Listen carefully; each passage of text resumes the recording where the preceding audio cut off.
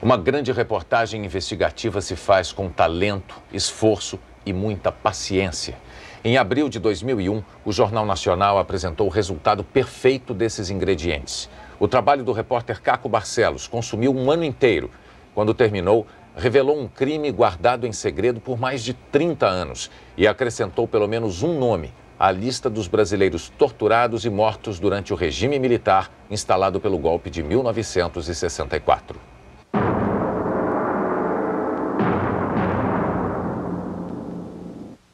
O chefe da operação entrou naquele recinto que estavam os dois deitados lá inertes no chão, abaixou e deu um tiro em cada um, que eu calculo que tenha pegado mais ou menos por aqui, nessa posição. Quem descreve a cena de execução é Valdemar de Oliveira.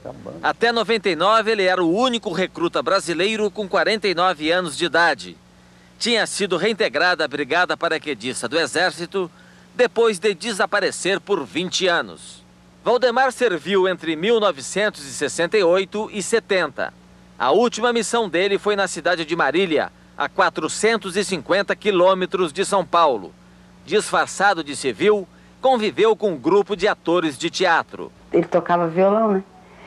A gente cantava, a gente brincava, era um companheirão. Só agora Cristina soube que o colega músico era um agente encarregado de apontar comunistas inimigos do regime militar. Jesus, mas como que pode?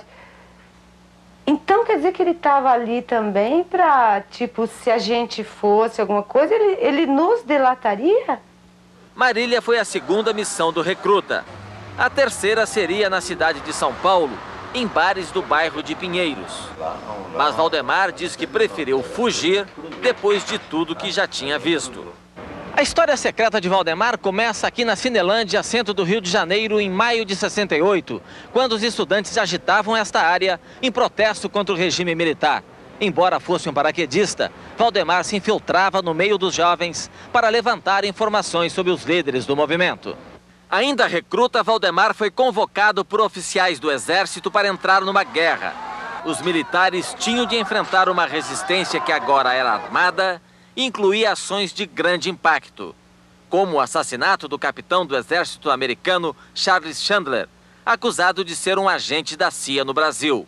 Encontrar os responsáveis por essa morte era questão de honra.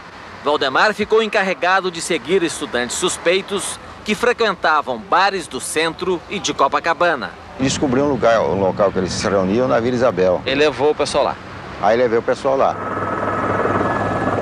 O estádio do Maracanã é a referência. Bem perto está a casa onde Valdemar levou os agentes da repressão.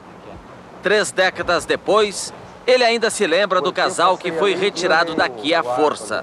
Estavam algemados e com esparadrapo na boca, um esparadrapo largo na boca. Alguém viu esse movimento aí? Não, ninguém viu nada. O casal foi levado para a Floresta da Tijuca no porta-malas de uma Rural Willis. Seguimos com Valdemar. Hoje, no mesmo cenário, ele descreveu a longa noite de tortura. Eles perguntavam para os dois de um tal de professor. Falavam onde mora o professor, onde é a casa dele, mas já batendo nele, na altura do estômago, dos rins, né? Da menina ou do... Dos dois. Os dois estavam apanhando aqui. A mulher levou muitos socos no rosto. Ela caiu e bateu com a cabeça no para-choque da Rural. E desmaiou. Valdemar conta que o grupo foi buscar o professor procurado e depois todos seguiram para o sítio de um coronel do Exército em São João de Meriti.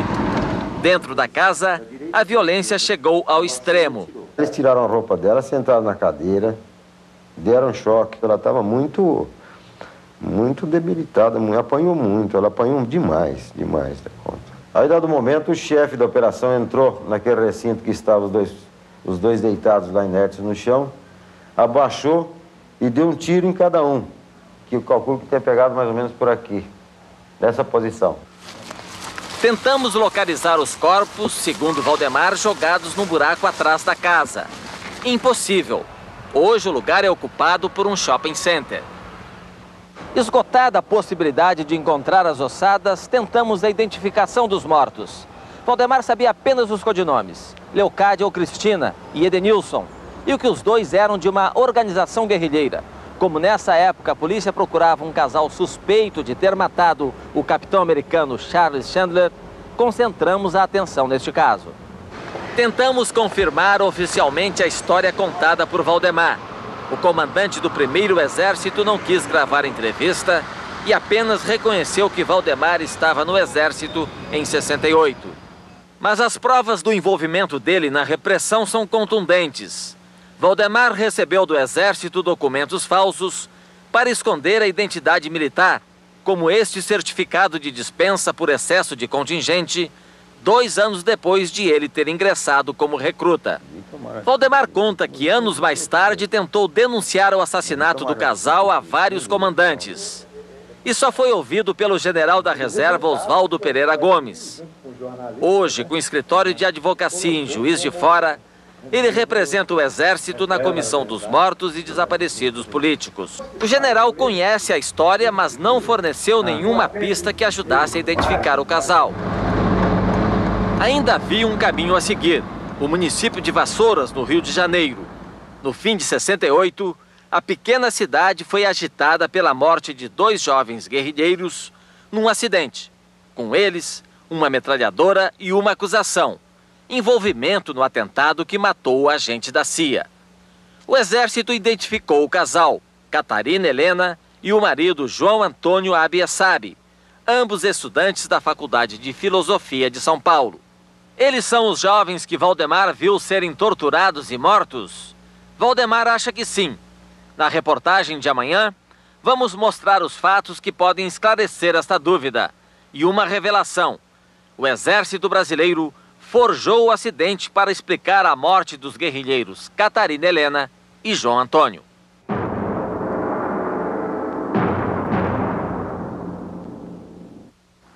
Uma delegada especialista em homicídios de autoria desconhecida, legistas do Instituto Médico Legal, funcionários do cemitério que esconde um segredo de 32 anos.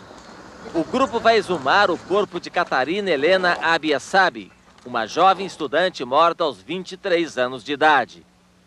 Ela e o marido, João Antônio, tiveram os nomes envolvidos no episódio que, em 68, abalou a ditadura militar: o assassinato do capitão da Força Aérea Americana, Charles Chandler, suspeito de ser um agente da CIA no Brasil.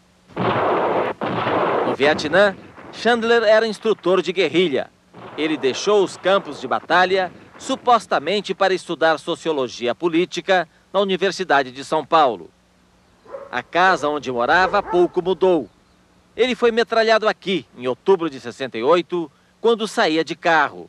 Os assassinos deixaram um panfleto explicando que ele foi morto porque ensinava aos militares brasileiros requintadas técnicas de torturas e crueldades. Na época, Catarina e Antônio, guerrilheiros da ALN, Aliança Libertadora Nacional, foram os únicos acusados pela execução de Chandler. Eles morreram um mês depois, em circunstâncias que nunca foram investigadas. No dia 8 de novembro de 68, o Exército divulgou as mortes de Catarina Helena e João Antônio como vítimas de um acidente às margens dessa estrada, perto da cidade de Vassouras, estado do Rio de Janeiro. Eles teriam tido morte instantânea e ainda, segundo o Exército, foram encontradas no carro deles uma metralhadora, uma pistola automática e muita munição. As fotografias mostram que o Fusca do casal teria batido na traseira de um caminhão. Catarina Helena morta no banco da frente e o corpo de João Antônio no asfalto. Nós procuramos na cidade a confirmação do acidente. Nossa suspeita era de que os dois, na verdade, tivessem sido torturados e mortos num outro lugar aqui perto, um sítio em São João de Meriti. Como mostramos na reportagem de ontem, o soldado da Brigada Paraquedista Valdemar de Oliveira confessou ter assistido à execução de 2 jovens guerrilheiros. As vítimas nunca foram identificadas e o crime nem chegou a ser registrado. O chefe da operação entrou naquele recinto que estavam os dois deitados lá inertes no chão, abaixou e deu um tiro em cada um, que eu calculo que tenha pegado mais ou menos por aqui, atrás da orelha esquerda. Em Vassouras, ninguém sabe onde foi parar o processo sobre a morte de Catarina Helena e Antônio. Difícil encontrar os policiais que trabalharam no caso. O Plínio é o falecido, já é. Encontramos apenas este investigador aposentado que registrou a ocorrência. Antônio Coelho de Souza. Morreu? Romero Dias da Silva. Morreu também? Apesar da repercussão que teve o acidente... Não dá para me lembrar, não. Muitos anos. O senhor não lembra nada? Nada. Enquanto policiais brasileiros e americanos tentavam comprovar a participação do casal na morte de Chandler, a prisão deste guerrilheiro esclareceu o caso. O ex-sargento do Exército Pedro Lobo, da Vanguarda Popular Revolucionária, confessou que foi um dos 3 executores. Ele saiu, deu ré no carro. Quando ele começou a dar ré no carro para descer, eu joguei o Fusca atrás da perua dele. Neste momento, o Marquito e o Dior desceram, atiraram no Chandler. Pedro Lobo e os companheiros foram condenados e anistiados mais tarde. Com o caso encerrado, a história do casal ficou esquecida até o dia em que mostramos esta foto para o ex-informante da ditadura, Valdemar de Oliveira. O rapaz, eu tenho dúvidas, bastante dúvida que seja ele. Agora a moça eu tenho certeza. De onde vem a sua certeza com a moça? Pelo rosto dela, eu fiquei muito perto dela. Essa moça é a que eu contei para você da história. Diante da afirmação, procuramos as famílias do casal para pedir a exumação dos corpos. A de Catarina Helena concordou. Numa primeira análise, ainda no cemitério do Araçá, os peritos e a delegada encontraram fraturas nos ossos compatíveis com a versão oficial da morte, o acidente. Mas uma lesão no crânio levantou dúvidas. Os restos mortais estão sendo encaminhados para o ML para sabermos se houve ou não a agressão a tiros. O legista Carlos Del Monte reconstruiu a ossada. Ele concentrou a análise na lesão do crânio, por coincidência ou não, na mesma região em que Valdemar disse que o tiro foi dado. Uma lesão entre a orelha esquerda e a nuca é muito característica dos projéteis de arma de fogo. Para ter certeza científica, o perito decidiu pesquisar se havia no crânio resíduos de elementos químicos de um projétil. Amostras das bordas da perfuração foram encaminhadas ao laboratório da Universidade de São Paulo, o mais moderno do país. Um equipamento chamado espectrômetro de energia dispersiva identificou grande quantidade de chumbo e de cobre.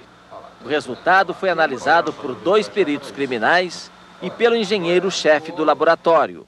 O resultado do exame feito aqui na Universidade de São Paulo é de alta precisão científica. Permite afirmar, 32 anos depois, que a versão divulgada pelos órgãos de segurança do regime militar para a morte de Catarina Helena foi uma farsa. Os nossos achados, eles são incompatíveis com um acidente e compatíveis com uma agressão por arma de fogo. Sempre a presença de chumbo evidencia um disparo, né? Uma prova científica conclusiva. O acidente até pode ter acontecido, mas agora fica provado que houve também uma execução, antes ou depois da batida do carro. Também é possível que Catarina tenha sido torturada e morta, como afirma Valdemar. Comprovar esta hipótese depende de uma outra investigação. Descobrir como e quem tirou os corpos de São João de Meriti para simular um acidente a 70 quilômetros do sítio, na estrada de Vassouras. Para este homem, a história de Catarina é mais do que um episódio obscuro da história do Brasil. Ele é irmão dela e hoje quer fazer da verdade uma homenagem à mãe, que nunca acreditou na versão oficial. E hoje eu vejo que ela, coitada, ela tinha razão. E ela sempre batalhou muito por uma coisa que agora, embora ela já tenha ido, mas pelo menos fica clara, de que ela falava que um dia a verdade iria aparecer.